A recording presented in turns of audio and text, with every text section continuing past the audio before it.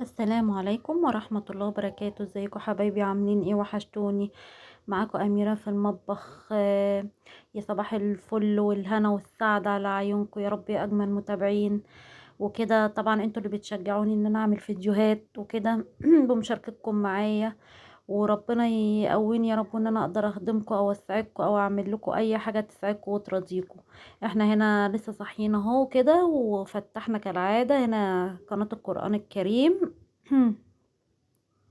هنا طبعا احنا فطرنا وكده، وبصراحة كنت محتارة اعمل لهم اكل ايه. قلت هعمل صينية مكرونة بشاميل كده على السريع. هنا انا جايبة دول بصل وكده مقطع بشراه وحطاه على النار وعليهم مادة دهنية زيت او سمنة بقى زي ما تحبي حطي يعني. انا هنا حاطة زيت وكده هسيبه لما يدبل معايا. هنا بديله تقليب عشان يدبل معايا حلو كويس، عشان ما يبقاش مثلا ناحية كده وناحية كده، يبقى كله سوا واحد. هنا على العين التانية طبعا انا كنت مستعجلة بصراحة وكده اني كنت نازلة اقضي مشاوير. هنا كنت جايبة كيلو حليب معايا، وهنا ده كيس شوربة كان عندي في التلاجة. فضيته عليه. طبعا دي اسرع طريقة بشاميل ان انا بحط اللبن وعليه الدقيق. لو عندك شوربة تحطيه على اللبن بيحلي البشاميل معاكي وحلي المكرونة بيديها طعم حلو وكده. هنا ده دقيق اهو. انا حطيت هنا اللبن على الشوربة على اللبن وكده وحط عليهم دقيق. هنا هو انا احط معاكم 4 معالق.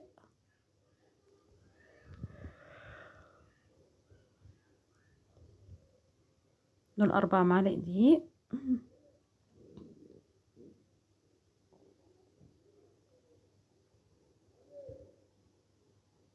بصراحة يا جماعة يعني دي اسرع طريقة للبشاميل، ما بتاخدش معايا وقت وطبعا زي ما قلت لكم ان الجو حر وكده، فالواحد عايز ينجز يعني، مش لسه احمر الدقيق بقى بقول لا انا هعمل اي حاجة وخلاص. المهم كتر خير ان انا عملت لهم اكل.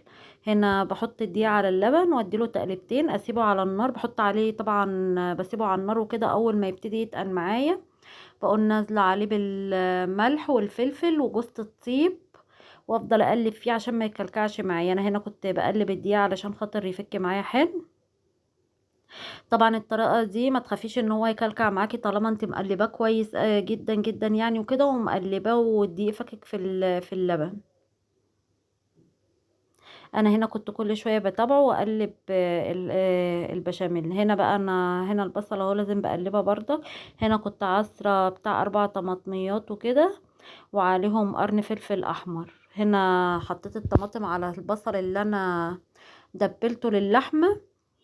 هتغطي عليهم واسيبهم لما يغلوا مع بعض. طبعا البشاميل انا لو يعني لو قعدت ان انا ما اقلبوش وكده مش ببقى خايفه، لان انا ايه في الراحه والجايه بقعد اقلب فيه فما بيكلكعش معايا. هنا اهو ده ملح على خلطه اللحمه. حطيت البصله وبعدين عليها الطماطم اللي انا ضربها في الخلاط، وبعدين حطيت معلقه ونص ملح. لان طبعا انا هحط كيلو لحمه، مش هحط انا زي ما قلت لكم ان الجزار كان قطع لي وكده كيلو، فانا بقسمه على كذا طبخه، بعمله على كذا طبخه مش طبخه واحده. هنا دي معلقه فلفل اسمر. انا بوريكم معايا اهو الحاجات اللي انا حطيتها، البهارات اللي انا بهرت بيها.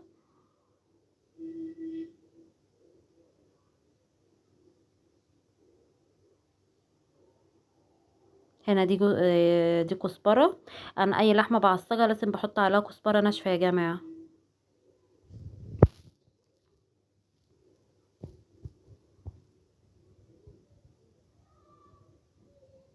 هنا دي جوزة الطيب.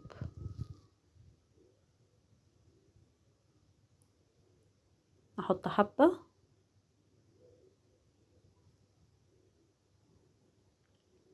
هنا غطيتها تاخد معايا غلوتين وبعدين احط اللحمه فيها. هنا بقى البشاميل اللي كنت بتابعه كل شويه اقلبه كده عشان ما يكلكعش معايا. طبعا انت لو عايزه تعملي كده اعملي، عايزه تحمري الدقيق وكده انت ليكوا حر الاختيار. عايزه تحمري الدقيق وتنزلي عليه باللبن حبه بحبه، دي حاجه ترجع لك يعني وكده، بس انا عشان كنت مستعجله فعملت الطريقه السريعه. هنا بهره احط بردك ملح.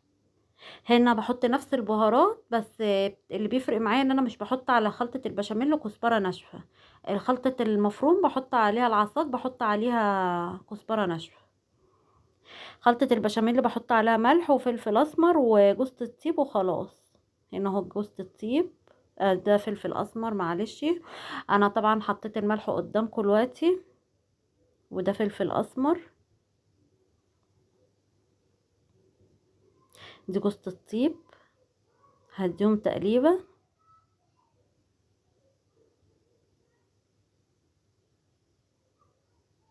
بحيث ان البهارات طبعا تتوزع على البشاميل كله.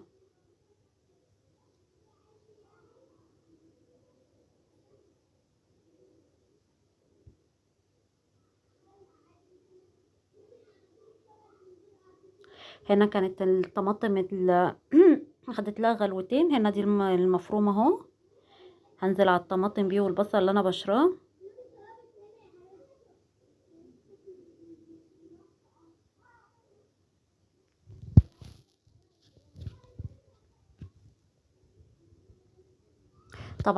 صينيه المكرونه البشاميل دي بتبقى عايزه مزاج كده وانتي عماله تعملي فيها، بحيث ان انتي يعني تطلع معاكي حلوه وكويسه وكده.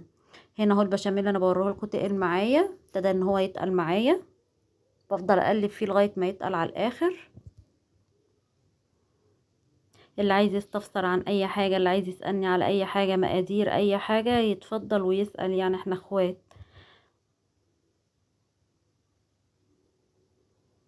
هنا بقلب.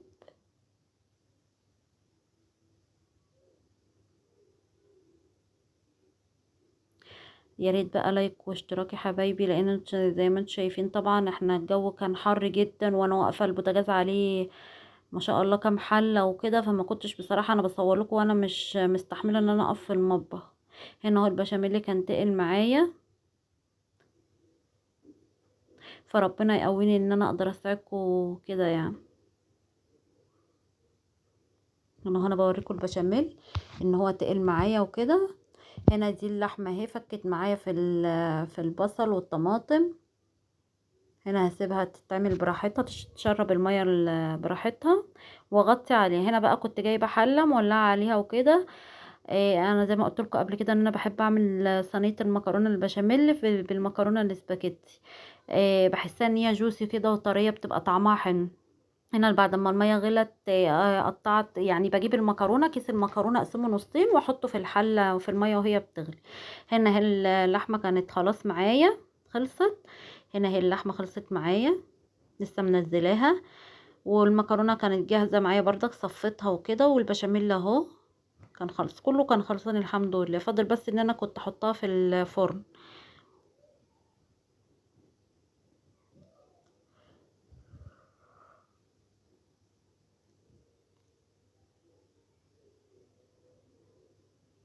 هنا انا بفضل البشاميل على المكرونه. انا بصراحه يعني انا بحب البشاميل، سبحان الله، احب صينيه المكرونه البشاميل بالمكرونه الاسباجيتي. انما ولادي وكده وزوجي بيحبوا اللي هي صينيه المكرونه بالمكرونه الاقلام. هما في الاول وفي الاخر يعني الاولاد مش فاهمين حاجه، هما يعني هما بيحبوا المكرونه البشاميل كده كده يعني، بكلتا حالتها هما بيحبوها سباكيتي عادي عندهم يعني، او مكرونه اقلام. هو انا عندي زوجي اللي بيحبها بس المكرونه اقلام. هنا انا كنت خلصت اهو، هحط طبقه تحت. هنا كنت طبعا الصينيه لازم بدهنها ماده دهنيه عشان ما تلزقش معايا وتتحرق. على فكره يا جماعه دي اسرع طريقه لصينيه المكرونه بالبشاميل، ومش خدت معايا وقت بصراحه يعني، لان انا كنت حاطه على كل عين حاجه يعني. عملت البشاميل على عين، والعصاج على عين، والمكرونه كانت على عين. هنا هو انا حطيت فردت اول طبقه، دي لحمه المفرومه افردها معاكم.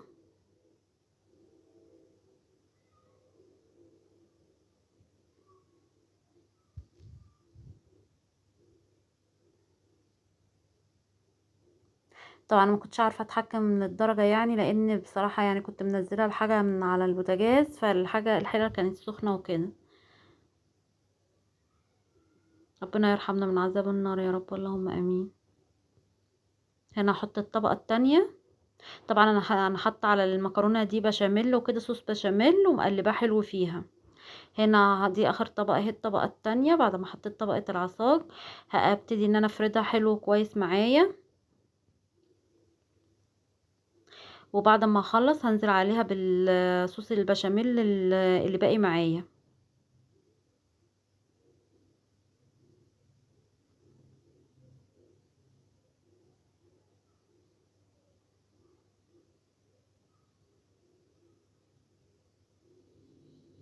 هنا اهو كنت فردتها.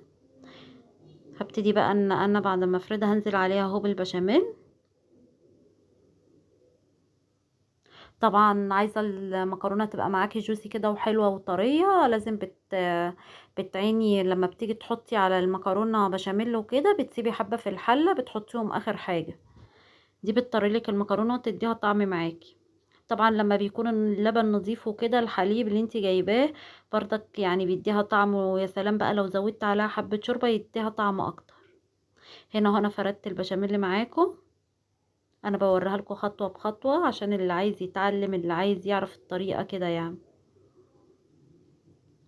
طبعا انا مش خدت كل العصاج لان زي ما قلت لكم ده كيلو مفروم، فبقسمه على مرتين، على طبختين. هنا انا عملت مثلا نص على صينيه مكرونه، النص التاني عيناه في الفريزر وكده اعمله على اي حاجه بقى، ممكن يوم تسليك اطلعه كده يعني، اعمله على بيض، على زي العجه كده، او الشكشوكه. هنا اهو المكرونه كانت خلصت معاكم، ما شاء الله طالعه ذهبي وجميله. هنا اهي بعد ما خلصت. طبعا انا بوريها لكم حلو لان اهم حاجه عندي ان انا اراضيكم وكده. هنا كنت قطعتها، عايزه بقى تاكلي جنبها ترشي، تاكلي جنبها سلطه، اللي انت عايزاه يعني، تحمري بطاطس، ليكي حر الاختيار. هنا بقى كنت خلصت الغدا وكده بصراحه. قلت هخلصه وكده وبعدين انزل اشوف الطلبات اللي انا عايزاها وكده، والمشاوير اللي انا هقضيها. هنا ودي الشوارع عندنا. هنا دي مكان اسمه الحلقه وكده في الزقازيق. صراحة يعني الواحد ما كانش مستحمل ان هو يركب العربية في الجو ده.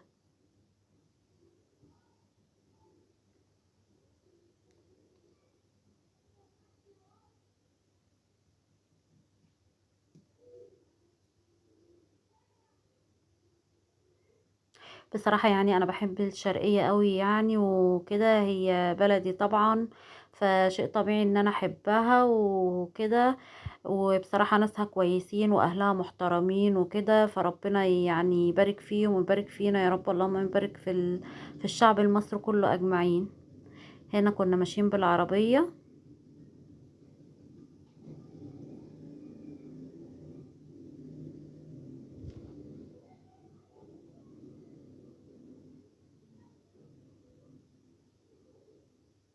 هو في مكان كده بعد الزقازيق على طول، مش فاكرة البلد بصراحة اسمها ايه. على طريق هو كده بتجيبي منه المخلل، بيبقى مخلله حلو، المكان ده معروف ومشهور هناك. بس ايه هو انا مش فاكرة، هبقى يعني هبقى اسأل زوجي وكده واقول لكم على اسم المكان، بحيث ان هو اللي من الشرقية كده يعني حابب ان هو يروح يجيب من المكان ده، يبقى يروح يجيب منه. هنا اهو احنا كنا عند الجامعة.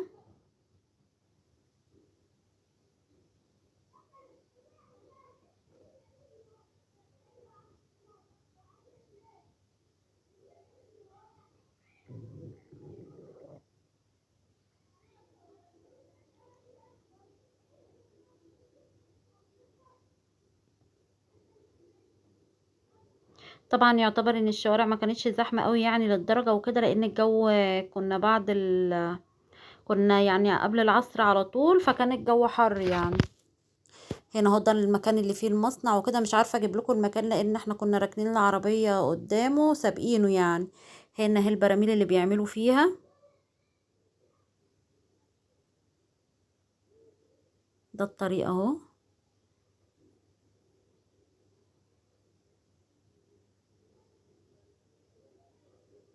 وده المصنع من جوه، المصنع ده المصنع من بره قصدي.